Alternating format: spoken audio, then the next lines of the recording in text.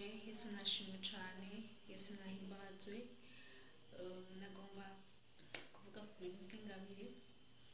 Ushobora kuba umunyengabire, ufise ingabire yo kuririmbira Imana, mugabo ugasanga urivanga, uraja mu kabare ukaborerwa, hariho abidoga bakabanza kunywa urumogi kugira bashobore kuririmba neza, hariho abaja mu ngeso z'ubusambanyi kandi ari abanyengabire.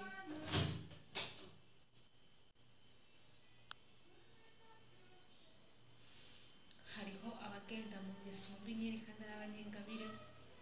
Yesu nashimwe cane, Imana itugirire neza. Nimba uzi ko uri umunyengabire, usaba Imana ikugirire neza, kuko tuzoba ibiraro by'abantu benshi.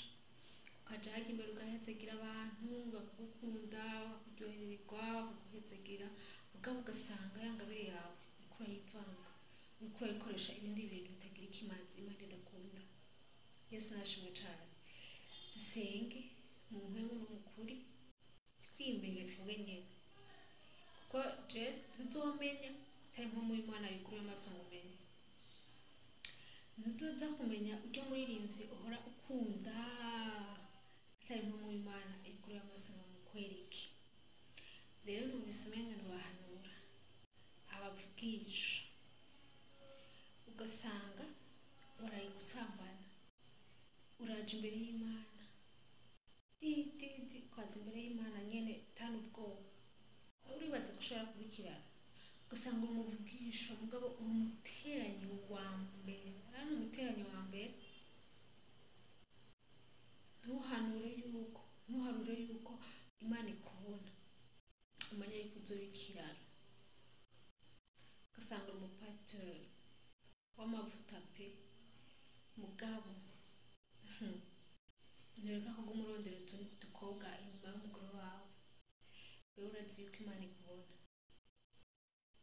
Rero nimba numvise noshobora gutanga impanuro kuri ico kintu, kuri ino saha no muda, umwe wese yiraba, kuko ntawamenya umunsi n'isaha apfiramo, ntawamenya umunsi n'isaha apfira mu bugingo. Ugasanga uravuye mw'isi uratashe.